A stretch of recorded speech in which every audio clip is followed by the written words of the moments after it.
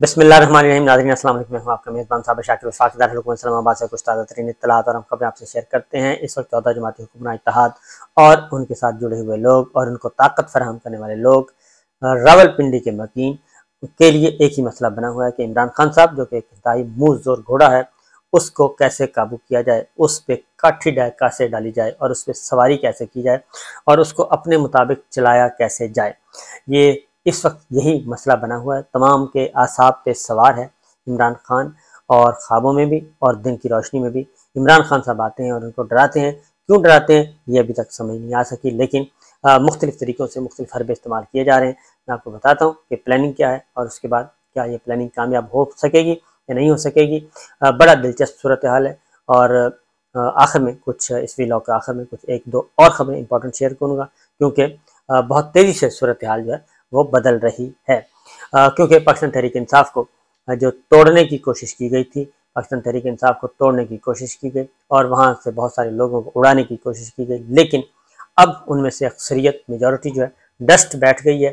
Army act, official secret act, فوجی عدالتوں سے جو ڈرایا جا رہا تھا، اس پہ اب شدید ترین رد عمل آ گیا۔ عالمی سطح پر شدید ترین رد عمل ہے۔ پاکستان کو خبردار کیا جا رہا ہے، پاکستان کی گورنمنٹ کو خبردار کیا جا رہا ہے کہ فوجی عدالتوں میں مقدمات مت چلائے جائیں، اور اگر ایسا کیا گیا تو یہ بنیادی انسانی حقوق کی سنگین خلاف ورزی ہوگی اور اس کے سنگین نتائج پاکستان کو بھگتنا ہوں گے۔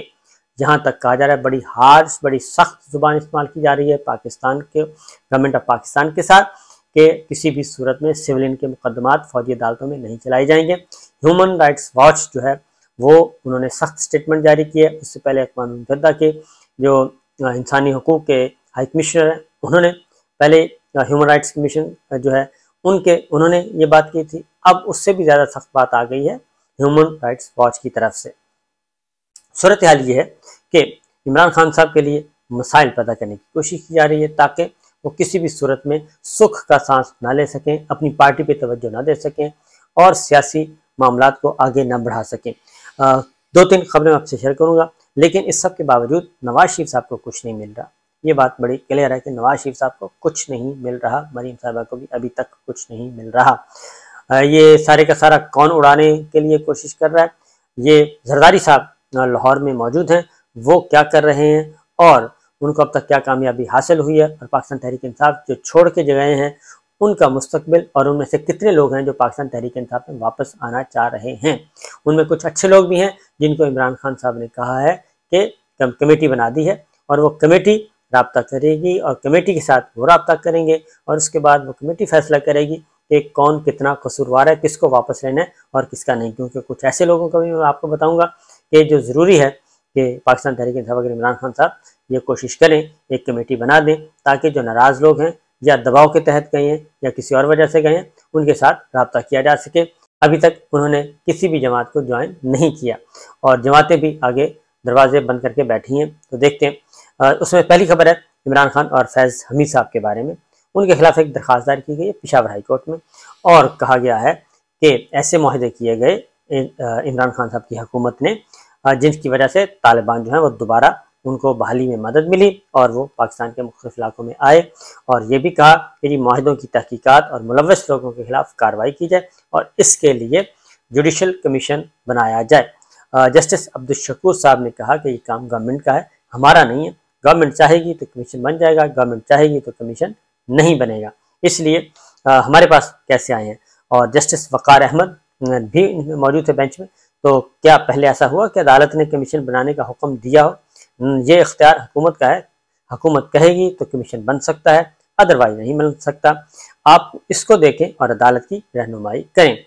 تو دیکھتے ہیں جنرل فیض حمید صاحب کو قابو کرنے کی کوشش کافی عرصے سے کی جا رہی ہے، اور یہ کیوں کی جا رہی ہے یہ ایک راز کی بات ہے۔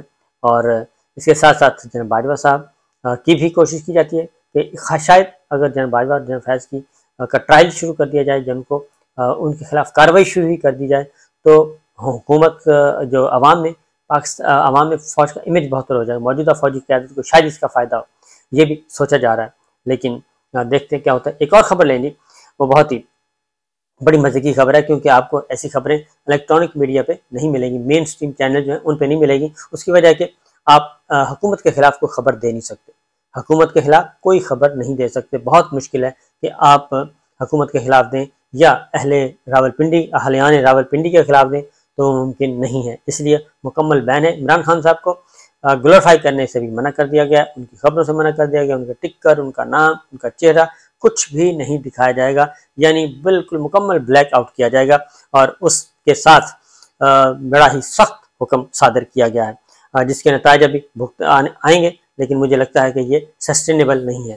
بہرحال ایک میاں صاحب نے، نواز شریف صاحب نے ایک پیٹیشن فائل کی کہ ان نواز شریف صاحب کا جو پارٹی عہدہ ہے وہ بحال کیا جائے، یعنی کہ وہ مسلم لیگ نواز کے صدر ہیں، اس پہ ان کو بحال کیا جائے، اور تاکہ وہ پالیٹکس میں حصہ لے سکیں. لیکن نواز شریف صاحب کیونکہ مفرور ہیں اور مطلوب ہیں اور سزا یافتہ ہیں، مجرم ہیں، اس لیے وہ کیسے ایک پارٹی کی سزا سنبھال سکتے ہیں. لیکن ظاہر ہے جی، لاہور ہائی کورٹ میں گیا تھا، لیکن جسٹس علی باقر نجفی صاحب نے یہ پیٹیشن مسترد کر دی، اور انہوں نے کہا جی کہ یہ کام آپ جائیں اوپر سپریم کورٹ چلے جائیں، ہمارے پاس تو کچھ نہیں ہے.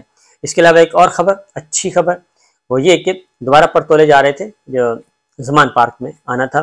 زمان پارک میں آ کے پہلے بھی آئے تھے پنجاب پولیس اور دیگر کہ ہم نے سرچ کرنی ہے، تو اس میں سرچ کرتے کرتے ایک 2-3 شاپنگ بیگ ٹٹولے، تو ان میں بھی کچھ نہیں ملا تھا. بہرحال وہ آئے تھے، آ کے چلے گئے. اب دوبارہ سے جو کل گزرا ہے جی، کل انسداد دہشت گردی کی عدالت میں وہ پھر بات آئی، اور جو وارنٹ ایشو کیے تھے انسداد دہشت گردی کی عدالت نے، جو سرچ وارنٹ، تو وہ غیر مؤثر قرار دے دیے گئے ہیں، اور عدالت نے کہا ہے کہ اب مزید کسی سرچ کی ضرورت نہیں ہے، آپ کو ایک موقع دیا گیا تھا، آپ وہ اویل کر چکے ہیں. تو لہٰذا عدالتیں جو ہیں وہ ابھی بھی تمام تر دباؤ کے باوجود بہتر فیصلے کر رہی ہیں، اور امید ہے کہ آنے والے دنوں میں بھی بہتر فیصلے ہی ہوں گے. دوسری جانب جی، مراد سعید صاحب، بہت زیادہ ان کی زندگی کو خطرہ ہے، اور چونکہ وہ کافی ایکٹیو بھی ہیں اور ان کو کافی کچھ جانتے بھی ہیں، اور عمران خان صاحب ان پہ اعتبار بھی بہت کرتے ہیں، اعتماد بھی بہت کرتے ہیں، اور وہ ینگ ہیں، اس میں کوئی شبہ نہیں ہے. اور پھر دہشت گردی کے خلاف جنگ میں انہوں نے خود بھی، ان کی فیملی نے بہت زیادہ مصائب کا سامنا کرنا پڑا ہے ان کو. تو انہوں نے ایک کھلا خط ہے، اور وہ کھلا خط لکھا ہے صحافیوں کے نام، انسانی حقوق کی تنظیموں کے نام اور عوام کے نام. اس میں انہوں نے بتایا ہے کہ رجیم چینج آپریشن کے بعد شروع ہونے والے سنگین نوعیت کے جعلی مقدمات اور دھمکیوں کے سلسلے میں میں آپ کے لوگوں کی توجہ دلا رہا ہوں. انہوں نے مدد مانگی ہے، اور انہوں نے یہ بھی کہا ہے کہ جب سے سیاسی کیریئر کا آغاز کیا ہے میں نے کوئی غلط کام نہیں کیا، اور وزیر رہا تب بھی کوئی غلط کام نہیں کیا، اور ابھی تک میری کرپشن کے بارے میں کوئی ثبوت، کوئی ایک چیز بھی ان کے ہاتھ نہیں لگی. لیکن انہوں نے واضح کیا کہ ایک جو سکیم تیار کیا گیا تھا، انہوں نے کہا کہ ایک سکیم تیار کیا گیا اور ایک پلان کیا گیا، سازشی پلان، اور اس کا مقصد یہ تھا کہ میرے گھر پہ حملہ ہونا تھا، اور میری جان کو بھی خطرہ تھا، اور اس میں مارا بھی میں نے جانا تھا، اور مقدمہ بھی عمران خان صاحب پہ بنایا جانا تھا. یہ انہوں نے بتایا کہ انہوں نے کہا کہ میں امن کی خواہش رکھتا ہوں، نہ صرف مجھے سنگین نتائج کی دھمکیاں دی گئی بلکہ اسلام آباد میں میری رہائش گاہ رات کے 2 بجے مسلح افراد کو بھجوایا گیا. اکتوبر 2022 میں ملک کے مایہ ناز صحافی اور قریبی دوست ارشد شریف کا کینیا میں بہیمانہ قتل ہوا. ارشد شریف کے جنازے کے بعد مجھے ان کے گھر سے اٹھانے کا منصوبہ تھا، جس کی بروقت خبر موصول ہونے پر وہاں سے نکلنے پر بمشکل کامیاب ہوا. اور انہوں نے کہا کہ عمران خان پر حملہ اور ارشد شریف کی شہادت کے بعد میری تقاریر پر ریاستی اداروں کی جانب سے غیظ و غضب کا اظہار کیا گیا، اور فروری 2023 میں پشاور کے بعد امن مارچ کے انعقاد سے ایک رات قبل دبے الفاظ میں دھمکی بھی دی گئی. اور وہ ساری باتیں انہوں نے اپنے خط میں لکھی ہیں. انہوں نے کہا کہ واقعے کے فوراً بعد غیر ملکی نمبر سے پیغام موصول ہوا کہ اس حملے کا نشانہ میں خود تھا، لیکن فی الوقت اس حملے کو انتباہ سمجھا جائے کہ ان کے گھر پہ ایک دفعہ حملہ تھا، اس کا ذکر کر رہے ہیں. اور اپنے لوگوں کو امن مانگنے کی پاداش میں مجھ پر درج مقدمات کی تفصیل، مقدمات میں مزید اضافہ ہوا، اور عوام کو بغاوت پر اکسانے کا الزام بھی مجھ پر عائد کر دیا گیا. اس تمام عرصے میں میرے قتل کے حوالے سے متعدد پلان جو ہیں وہ تشکیل دیے گئے، اور مئی کے اوائل میں چند صحافیوں کی جانب سے یہ بیانیہ پھیلایا گیا کہ تحریک انصاف کی قیادت میں کسی کو گرفتاری کے بعد دوران حراست قتل کر دیا جائے گا. میرے قتل کے منصوبے کو تشکیل دینے کا الزام عمران خان پر ڈالا گیا. سی ٹی ڈی تھانے پر حملے کے بعد कि पुरअमन एहतजाज को बहाना बनाकर गिरफ्तारी की आड़ में गोली मारने का मंसूबा बनाया गया और 9 मई की रात से ही सोशल मीडिया पर मुनज़्ज़म कैंपेन लॉन्च कर दी गई कि मैंने बुलवाइयों को अस्करी तनसीबात की जानिब पेश करने के अहकामात दिए हैं। मेरी ऑडियो पैगामात को लीक्ड कॉल्स कहकर फैलाया गया, हालांकि वो पहले से ही तमाम ऑफिशियल सोशल मीडिया अकाउंट से शेयर किए जा चुके थे। तमाम तर वाक़यात के तफसीली बयान का मकसद अपनी कौम को इस बात से आगाह करना है कि ज़िंदगी और मौत अल्लाह के इख्तियार में है। तो ये ख़त उन्होंने लिखा है जी, खुला ख़त इंसानी हकूक़ की तंजीमों और सहाफ़ियों के लिए, और वो कहते हैं कि मेरी ज़िंदगी को अशअद ख़तरा है, शदीद तरीन ख़तरा है। दूसरी जानिब अब आगे बढ़ते हैं कि ये सारी चीज़ें हो रही हैं। पाकिस्तान, इमरान खान साहब को मुँह और घोड़ा कैसे काबू किया जाए, उसके लिए जो पार्टी छोड़ के गए हैं और जो पार्टी छोड़ के गए हैं वो पार्टी में वापस आना चाहते हैं और वो राब्ते कर रहे हैं और वो कह रहे हैं कि जी हम पे बहुत ज़्यादा शदीद तरीन दबाव था, जिसकी वजह से हमें मजबूरन ये ऐलान करने पड़े जो ऐलान किए गए थे। उसकी वजह क्या है? उसकी वजह यह है कि सबको डराया गया था आर्मी एक्ट की वजह से कि आर्मी एक्ट है, सो ऑफिशियल सीक्रेट एक्ट है, फौजी अदालतों में मुकदमे चलेंगे, हम आपको सज़ा सुना देंगे।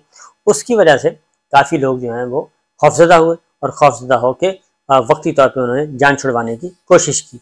लेकिन अब पता चला कि बाहर के हालात उससे भी ज़्यादा ख़राब हैं, क्योंकि पाकिस्तान पीपल्स पार्टी ज़रदारी साहब जो हैं वो पंजाब में आके मौजूद हैं और वो धड़ाधड़ लोगों को शामिल कर रहे हैं पीपल्स पार्टी में।